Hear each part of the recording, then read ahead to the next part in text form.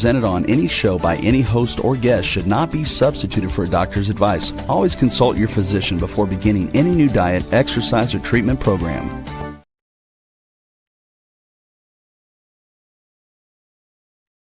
For centuries, ancient cultures knew the secrets to longevity, vitality, and healing. Now, modern science is catching up.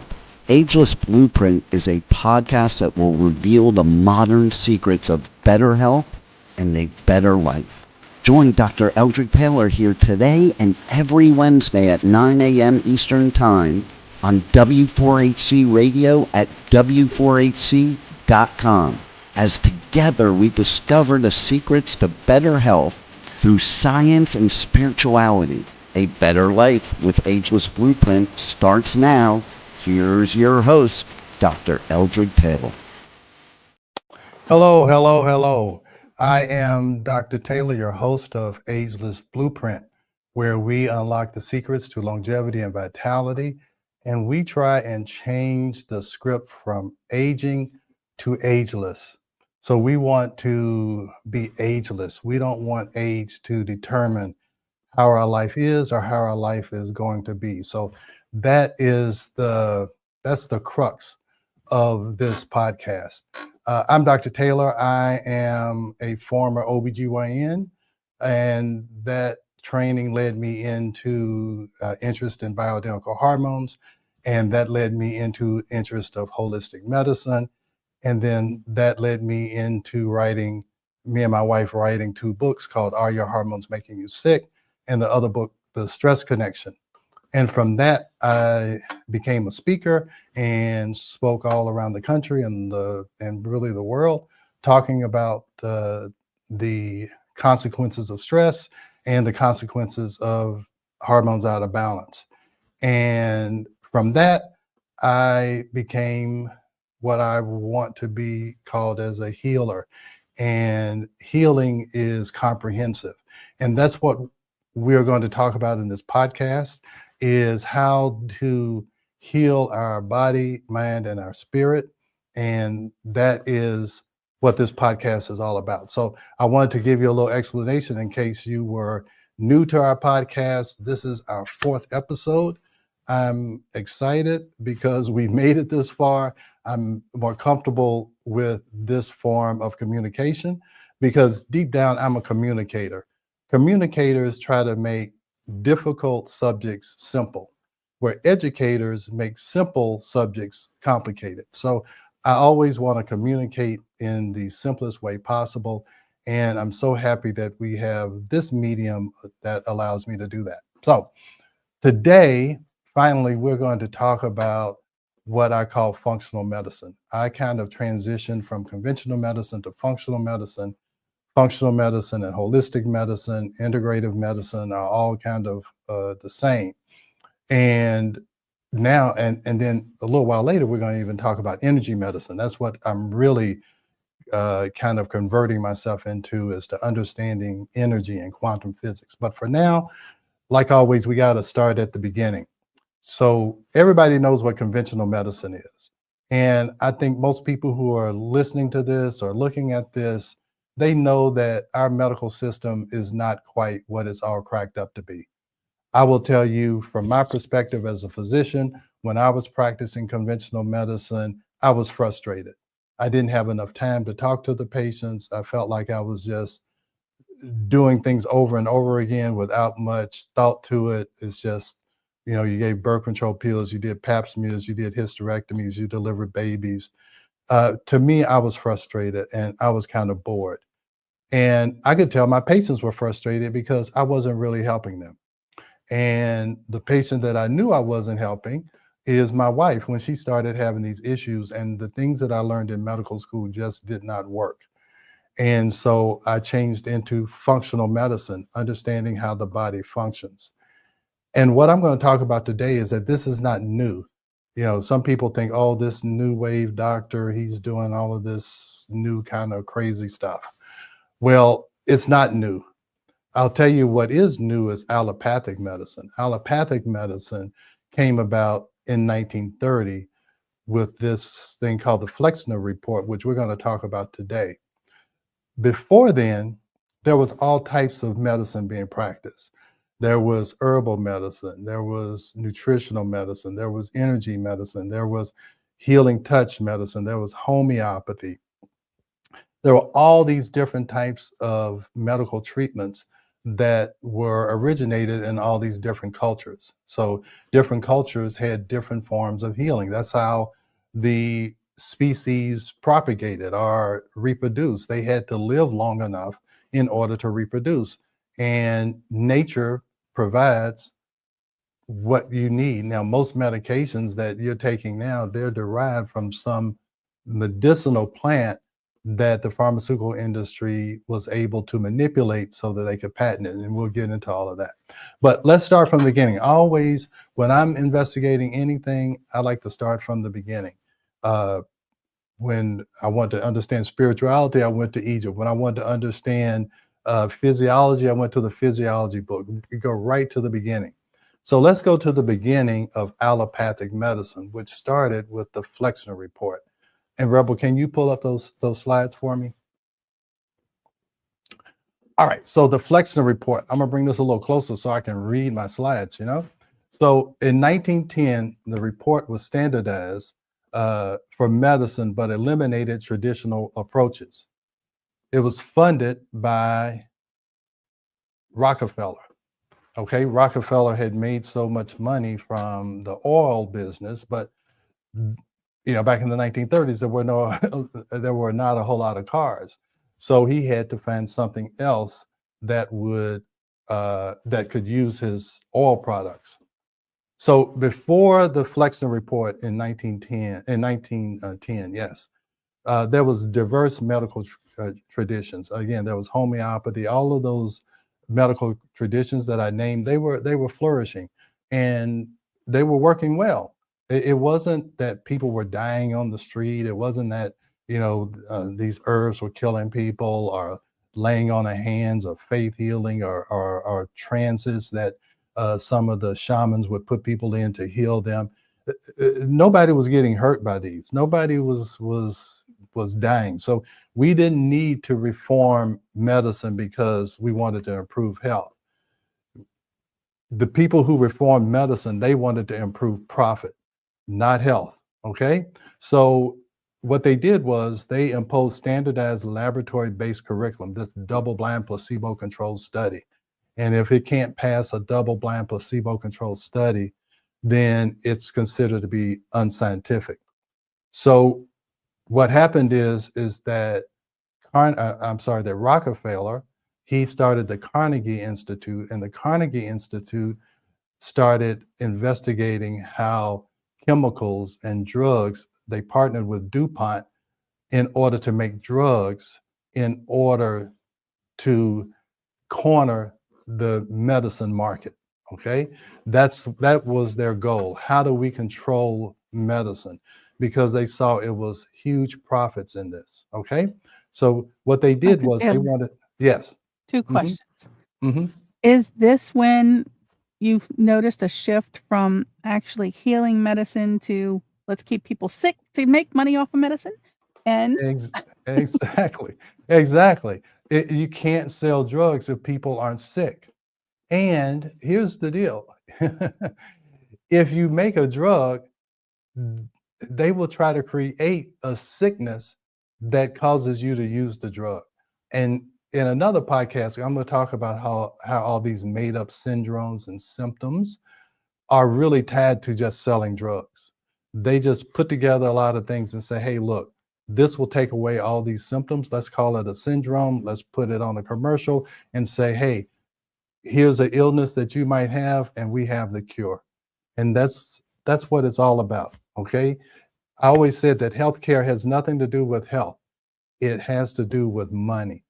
And this whole system of medicine that we have is based on profit. We live in a capitalistic society, and this is capitalism. You just have to be aware of it. It's all about, when we talk about mindset, it's all about being aware. Okay. What is going on? What are these commercials trying to get me to do? What are the pharmaceutical companies trying to get me to do? Okay. And if you are aware of what's happening, you can make a conscious decision either to go that route or to not go that route. I made the decision when I read a book called Racketeering in Medicine that talked about the Flexner Report. And that's what got me questioning what I had learned in medical school. Because you need to understand, medical schools are funded by the pharmaceutical industry. Okay. That's who gives them grants to study things. Okay.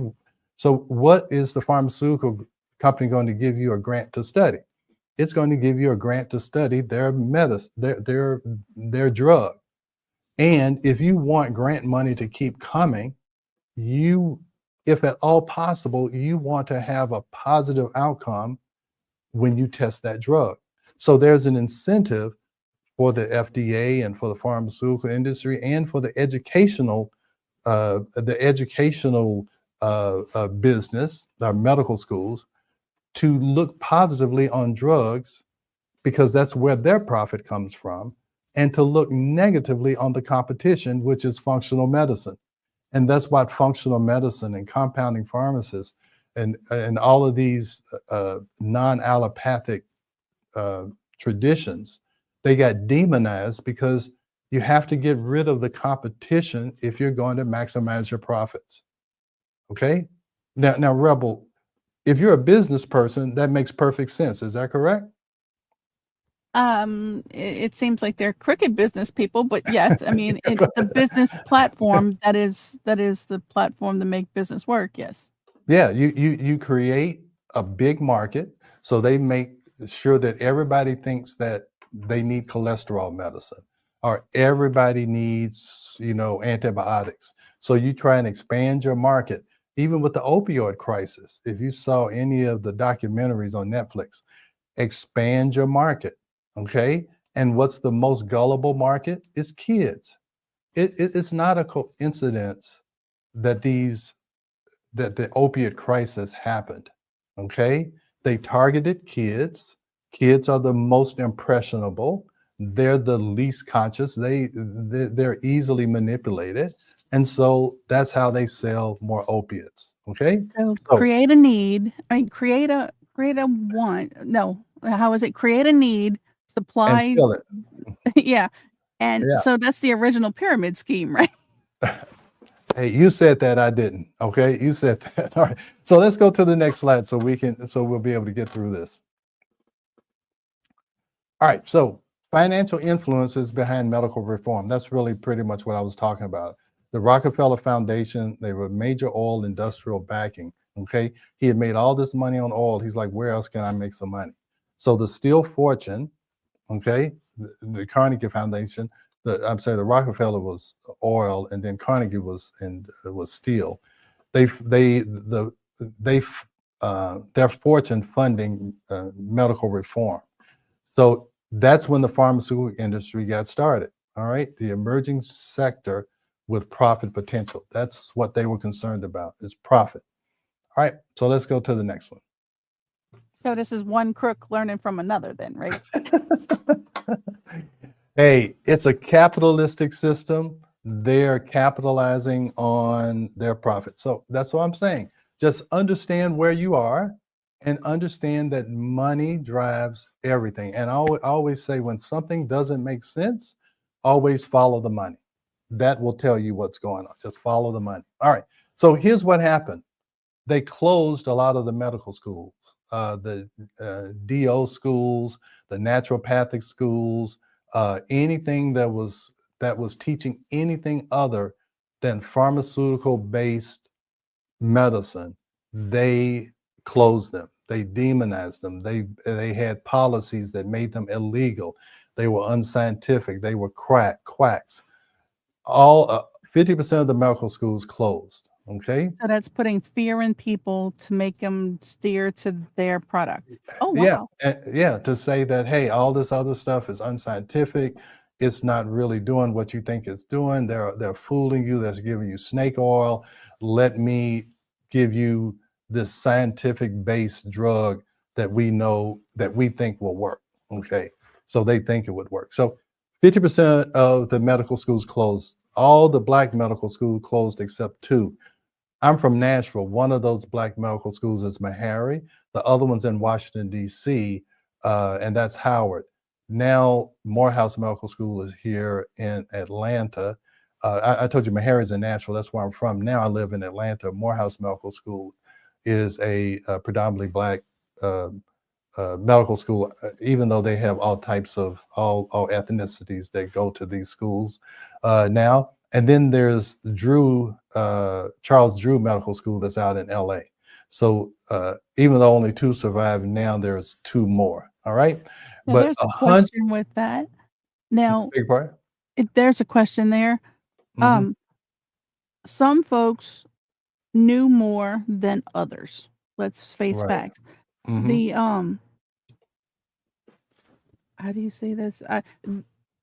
The folks who knew more were Mhm. actually the black folks because they they grew up with ancestry that taught them the Yeah. things they needed to know.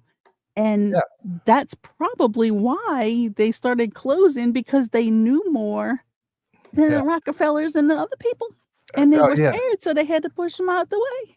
Yeah. So, the African traditions of healing and medicine, a lot of that, I went to ancient Egypt. Yeah, they had all types of different herbs. They could actually feel the energy from different plants, and they could tell if those plants were healthy or positive for them or negative. You got to think when you're in this, vast wilderness or whatever, and you're trying to find healing plants. How did they figure that out? Did somebody eat something and then they died and they said, okay, that's bad. They said they could feel the energy, and we're going to talk about energy medicine, how everything's connected. But they could feel the energy of a plant, and they knew if it was healing or if it wasn't healing. And so, yeah, and I'm going to tell you, here's the reason why they took Africans and made slaves out of them, because they tried to make slaves out of other ethnicities. But the Africans were able to withstand the brutality that they placed on the slaves. So they were so resilient, okay, that they could survive even through the brutality of slavery and where other ethnicities didn't. So, how did they learn this? Okay, they learned it from their ancestors in Africa.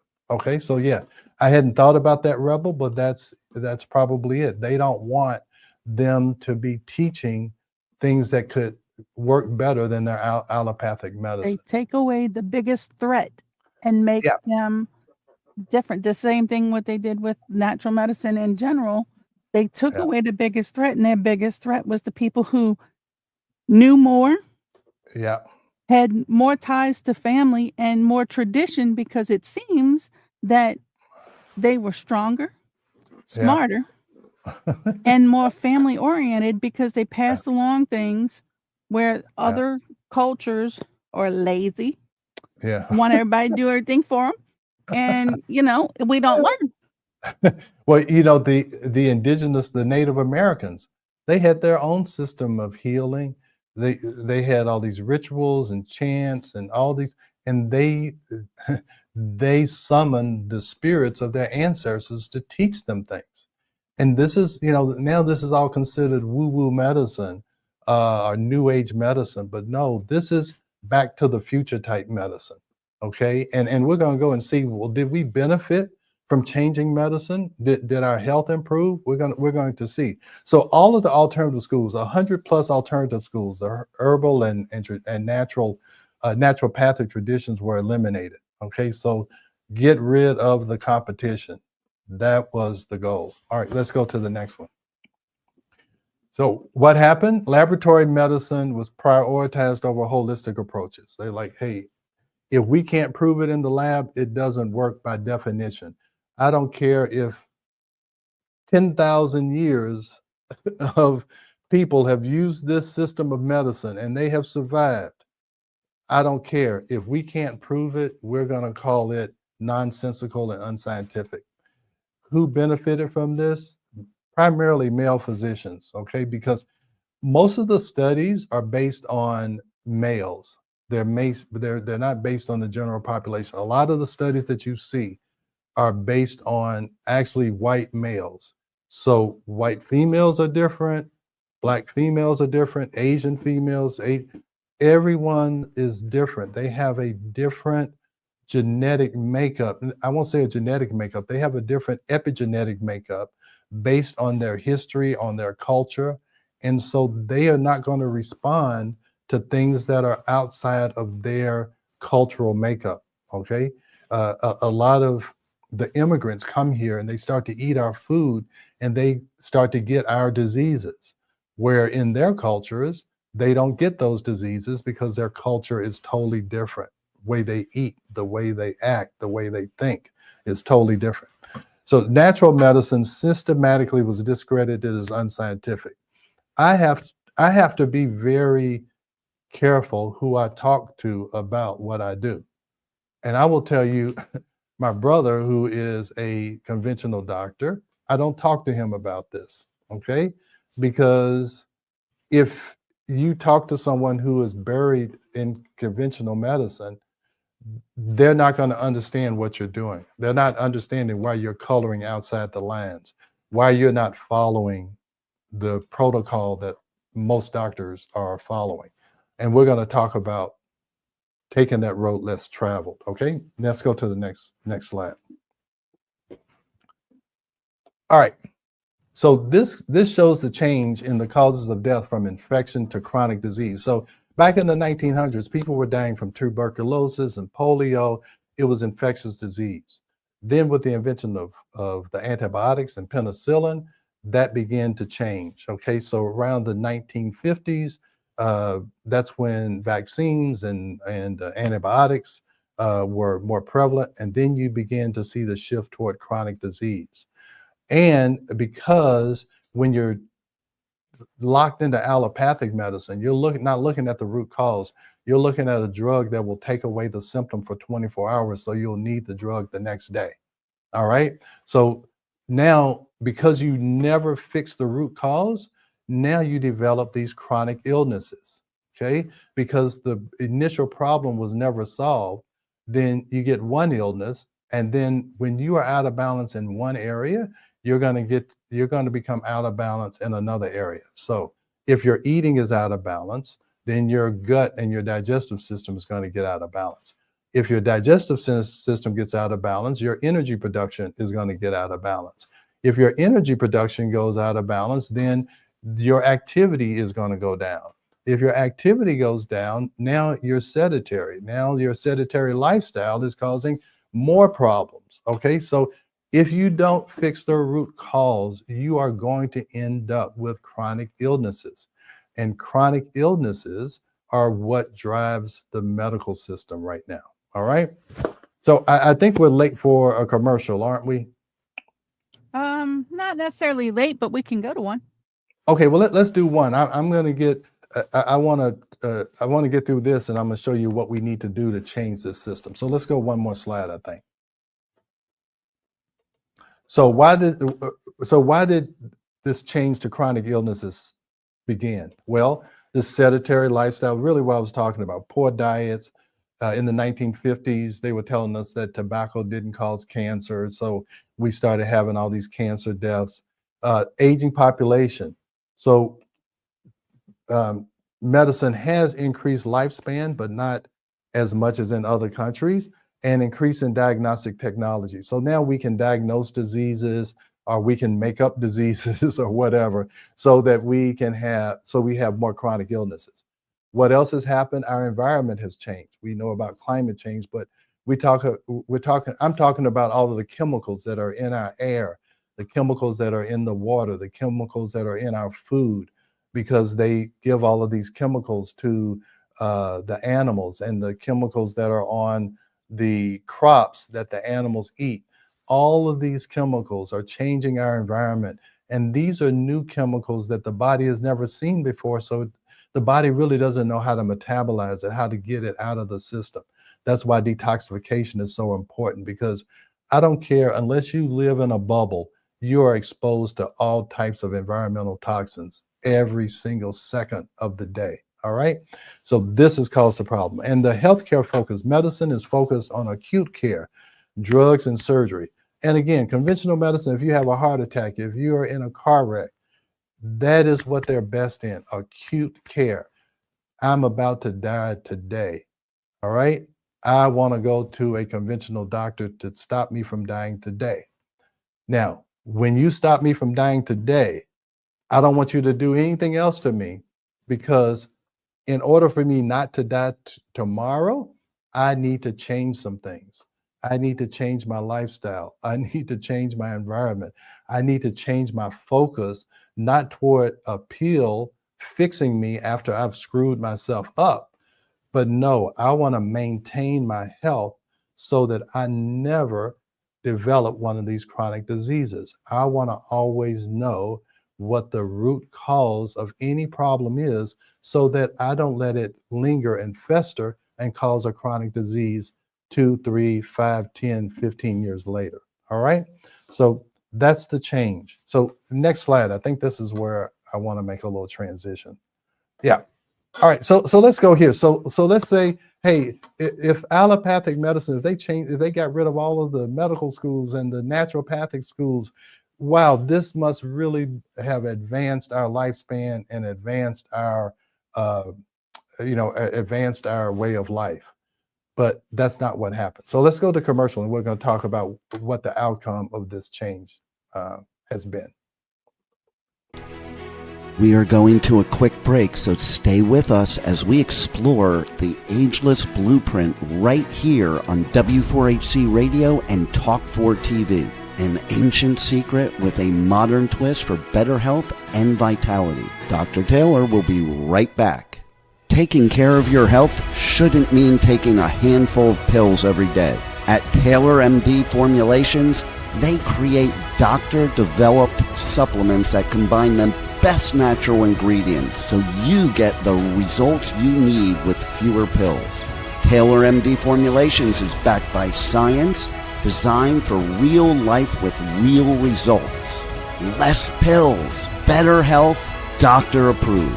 Shop now at TaylorMDFormulations.com and discover smarter supplements for smarter health. That's TaylorMDFormulations.com. We are back for more of Ageless Blueprint. Once again, let's join Dr. Taylor for more insights and research on the ancient secret to better health and a better life in modern times. Here's your host, Dr. Eldred Taylor. Okay, all right, we're back. Welcome back again to Ageless Blueprint. And this is where we talk about the secrets to longevity and vitality. And we try to convert you from aging to ageless. All right, so we're talking about ageless. Come in during the we had a commercial. We had a question come in during the commercial. Okay, all right. The question is, so when you're born, they start shooting you up with medicine, and it seems that they keep you alive as much as they can, and then when you get older, they start pushing you out so they don't have to pay Social Security. Is that the gist of it? That is pretty much it. That's why they try to, convince you, because I'm going to be 65 this year. They just keep trying to convince you to wait till 70 until you get your Social Security, because you'll get more money. Yeah, you're right. They're hoping they won't have to pay you at all. They're hoping that you're going to be dead. Now, again, I'm not trying to be a conspiracy theorist, but I'm just giving you information, and you see when you can see the truth. Okay. Yeah, I mean, it's right there in front of us. That's what I'm saying. I'm just presenting information, and you draw your own conclusion. Okay. I trust people that they're smart enough to make decisions for themselves. I don't try and impose my decisions upon you, but I do want you to know the truth. And the truth, how this type of medicine got started, it's not an ageless secret. It's not. It's a 1910 invention. Okay, so there's nothing traditional about this. There's no history behind this. And I'm going to show you that it's not improving our health. So life expectancy in the United States is 77 years. In other nations, it's 81 to 85. And Japan is the global leader, is 85 is the life expectancy. And Japan and China have probably held on to their traditions more than other countries. Okay, And Western influence is starting to infiltrate there, and their life expectancy is going down, and their increase in chronic illness is going up. Everybody wants to have this Western lifestyle, but it's not beneficial for life. Okay, so let's go to the next one. All right, infant mortality rate. This is embarrassing, is that our mortality rate is double, almost triple. It's double the average almost, and it's triple what's in Japan. So, you know, uh, whether you're pro-life or pro-choice or whatever, if you're going to be pro-life, let's really be pro-life. Okay, that means that, yeah. And again, I don't care which one you are, but if you're pro-life, let's talk about life even after birth. How do we decrease infant mortality? And that's by changing the environmental structure. This is mostly happening in poor, underprivileged type societies or clusters in our country, and they're suffering this infant mortality. So let's really be pro-life if you're going to be pro-life. All right. So let's go to the next one. All right. So preventable deaths. This is interesting. So out of 100,000 deaths in the U.S., 177 of them are preventable. In other high-income countries, it's 108. But in the best performers, there are only 95 preventable deaths out of 100,000. So again, we're almost double the best performers when it comes to preventable deaths. And most chronic illnesses that cause death are preventable. Heart disease, cancer, addictions, all of these are preventable. So has the Flexner report and has allopathic medicine made our society healthier? I'm going to argue that it hasn't. All right, so let's go to the next one. And we spend more on healthcare than any other nation in the world, and we don't have the best healthcare. We spend almost 18% of our gross domestic product on healthcare, where the most efficient systems only spend 8 to 10%. All right, so now again, we're double the best, most efficient systems of medicine. So why do we keep clinging on to this type of medicine when it has no benefit? Okay, it only benefits a certain section of society, which is the people that are controlling the pharmaceutical industry and controlling medicine and controlling healthcare. That money, that's 17, almost 18% of the GDP, is going into the hands of those industries. All right. So we're spending a lot of money, and our return on investment, which is our health, is not improving. Let's go to the next one. We have another question. Okay. People are saying that they're making the natural stuff pretty much illegal these days, that you have to conform to. Yeah. That's terrible. Yeah. Yeah. And that's why people like me almost have to go undercover. Let me just give you an example.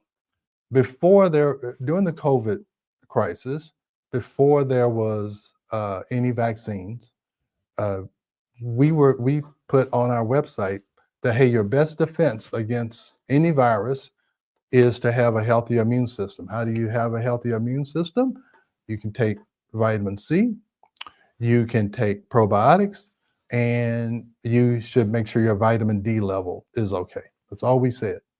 We didn't say it cures COVID. We just said, try to build up your immune system. We got a letter from the FTC. Now, this was just on our website. I wasn't on TV making a commercial or whatever. And we got a letter from the Federal Trade Commission and telling us to take that information down because the vaccines were about to come out. So they were threatening me. The FTC was threatening me just by saying, why don't you build up your immune system? And this is how you do it. So that's the level of control that the government is just being pressured by lobbyists from these institutions that are making money. All right. So Yeah, you're right. It's almost illegal. Some of the things that I do in the office, I don't say anything about it. I don't publicize it because I know, I know the climate that I'm in. All right. So anyway, let's move on. All right. Allopathic medicine now, it's popular thinking, but the problem with popular thinking is that it doesn't require you to think at all. It's easy to do what other people do and hope that they thought it out. And that's what we do. I mean, we're looking at reality TV and looking at all these other people and how they live, and we think that that's how we're supposed to behave. There Okay. is no reality in reality TV, people. Yeah, Please. it's not. And it's all about trying to get you to do something, to buy something. This is a materialistic consumerism world.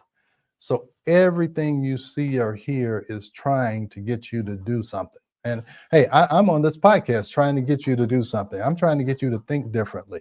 Okay. Everybody's trying to persuade you. All right. So just know that. Yes, if you're looking at this, I'm trying to persuade you. I'm trying to persuade you to think for yourself. All right. And Einstein said this: we cannot solve our problems with the same thinking we use to create them. So I hope I've shown you that we have created a problem in our healthcare system. Allopathic medicine, thinking that we can heal people or cure people by giving them a drug that your body has no idea what it is, it's never seen it before. You know why these drugs have these big long names that that you can't pronounce? It's because in order to be a drug, it has to be something that's not found in nature, because you can't patent something that was created by nature. You can't say you invented something that was here uh, when we got here. Okay, so they have to take whatever. If it's something, if they find a chemical in a plant that actually has an effect on the body, they have to manipulate it and change it so that they can patent it. So that's why the drug never works as well as whatever you found in nature. It can't be identical to nature. So if it's not identical nature, you are nature. Your body is nature. It is accustomed to having other things that are in nature. So when you present something that is not found in nature, your body has no idea what to do with it. It will do some good with it, but it's also going to cause some problem because it throws the system out of balance. That's why you always need more and more drugs. And do you think I'm the only one that knows this? No. Pharmaceutical industry knows that. Okay? They know that, hey, one drug, if you take it long enough, it's going to cause you to need another drug. And then those two drugs are going to cause you to need another drug. And then those two drugs may cause you to go to the hospital. And then you have to stay in the hospital and you get more drugs. And then you leave the hospital with drugs. Do you see? it sounds it sounds crazy when you think about it, but that is our medical system, our healthcare system. I hate to even call it a healthcare system because it has nothing to do with health. Anyway, let's go to the next slide. Let's see how we should start thinking. All right. So lost knowledge. I call this an ageless blueprint because we just have to go back ages, and it'll give us a blueprint of what to do. So herbal traditions, ancient system, these have all been lost through the allopathic medicine here in the United States. Now, a lot of these traditions are still being practiced in other countries like Japan and China and India, and they have a thriving population. Chinese people, people from India, they have the biggest population in the world. So somehow they're doing something and they're making a lot of people. So they must be living and thriving and doing well, even though they have not adopted allopathic medicine. All right. So we go from these ancient systems, these documented botanical remedies for centuries before standardization. And then we moved into we lost the holistic framework of mind-body connections. This doctor 300 years ago, Descartes, he decided that the body was one thing and the spirit is something else. And neither one of these have an influence on the other. And they said that spiritual things were the church's realm, and the body, this physical body, it belongs to medicine. And when you separated it, it just totally threw off the whole system, okay? Because spirit and mind are totally connected to the body. When you disconnect it, you throw off the balance and the harmony, and that's why people feel so disconnected, because they see the body as something separate from their mind and their spirit. And that's what this podcast is about, also, is to try and reconnect this, because that was a false assumption that these are separated. It's totally scientifically proven that your spirit and your mind and your body are 100% connected. All right. Now, cultural knowledge, indigenous wisdom passed through generations was systematically devalued. So the indigenous people in America, they totally devalued their history for thousands and thousands of years.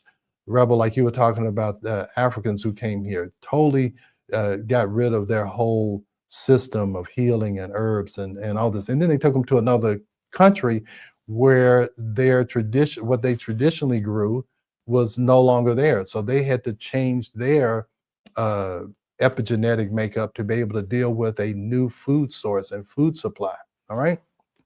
And now this is what I'm trying to do, is this integrative understanding. When is conventional medicine beneficial and when is it not? When do we need to start looking at other forms of healing? So it's these complex healing systems reduced to unscientific by mainstream medicine. And that's what they're trying to do now. But I really have faith that more and more people are talking about the things that I'm talking about. I started talking about this 25, 30 years ago when we wrote those two books. Is there's another way to think about medicine other than the way I was taught. All right. So I believe more people are waking up and realizing that these drugs didn't do anything. I'll tell you when I realized it, when I saw my parents, how they lived the last 10 years of their life taking a bunch of medications, and I saw that how their body deteriorated. And that is when I started this journey of I'm going to be different. I'm not going to be declining when I'm in my 60s. I want to be on an incline. I feel more alive now at 64 than I probably did at 44. I feel wiser. I feel more energetic than I ever have because I have more wisdom. I have more understanding. All right. So let's keep going. I get on these tangents and I keep going. So let's go to the next one. All right. So lost knowledge, herbalism, mind-body connection, nutritional medicine, food as a healing modality, natural healing system supporting the body's resilience. I told you these Africans, they were resilient because they had built up their bodies from eating the foods that they naturally grew in this tropical climate. All right. And that's why they survived in the South, because they were used to a tropical climate. All right. When they tried to enslave the Irish and people from the northern hemispheres, they could not stand the heat of the South. And so all of this resiliency is made up naturally. Your body is more resilient when you are eating things that are natural. All right. So let's go. Let's go to the next one. So the rise in functional medicine, I really do believe this. People are waking up to what's going on. So in functional medicine, we're trying to find the root cause. And I'll tell you, the two books that we wrote, Are Your Hormones Making You Sick? As you age, hormones and hormone balance are a lot of the time are the root cause of a lot of problems, especially in women and in men. Women having bleeding issues, have hysterectomies, having difficulty getting pregnant. All of these things, a lot of them are based in the root cause of hormone imbalances. And I'll talk a lot about that. We talked about saliva testing last week and how you can measure hormones. And then the next one, the root cause is stress. I've said this over and over again. I'll probably always say it in the podcast, is that 75 to 90% of all visits to primary care physicians are for stress-related complaints or disorders. Now, that was a study that I read 30 years ago and prompted us to write the book the stress connection. Now it's probably 95% of all visits to primary care physicians over stress-related complaints or disorders. And the more I talk to patients, the more I'm convinced it's 95%, especially in this chaotic world that we're living in right now. So if we could understand stress and understand hormones, we could eliminate the root cause of a lot of diseases and a lot of conditions. All right. So we want to view the body as interconnected networks. We are connected with each other, and that's the quantum physics theory that we'll talk about. Okay, we'll graduate up to that. We want to start at the basics, but we are all connected. We're connected to nature. That's why plants can do things that affect the human body, because we're all connected, and that the body it knows what to do with these herbs and these plants, and how to digest natural foods, and not and it doesn't know how to digest processed foods. So we want to understand that we are connected, and that we have to stay connected to nature in order for us to thrive. Now people are wanting personalized treatment. I talk about you cannot manage what you cannot measure. You need to be able to measure your hormones. You need to be able to measure your cortisol and your stress levels. You need to be able to measure your gut microbiome. You need to be able to measure whether or not you have food sensitivities. So all these things you need to measure so that we can personalize what is best for you. Everybody is different. You can look around. Everybody looks different. They look different heights, different colors, different sexes. That everybody's different. So you cannot do a one size fits all. It's been proven over and over again. You cannot give the same thing, even when you're talking about natural or holistic medicine. You cannot give the same thing to everybody. I see this in hormone replacement. They're giving the same thing to everybody. You cannot do that. It does not work. All right. And we want to combine evidence-based conventional and traditional approaches. Again, I'm not anti-conventional medicine. We have cancer patients that do chemo and radiation, and we just try to support them and help them to be resilient so they can withstand the treatment. We give IV vitamin C prior to surgery so that their body is more likely to heal. It's going to make the tissue stronger and healthier so that it can heal. So there's things you can do to build up your resilience so that you can withstand conventional treatments. You can withstand the stressors of life.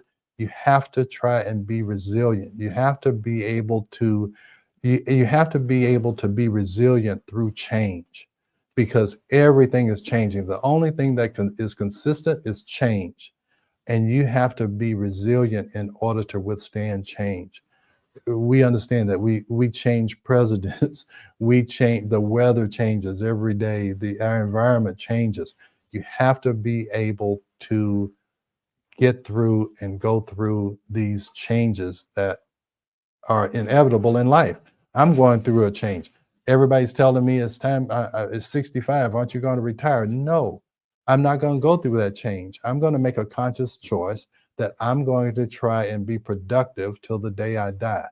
I may be doing podcasts in the ICU when I'm taking my last breath.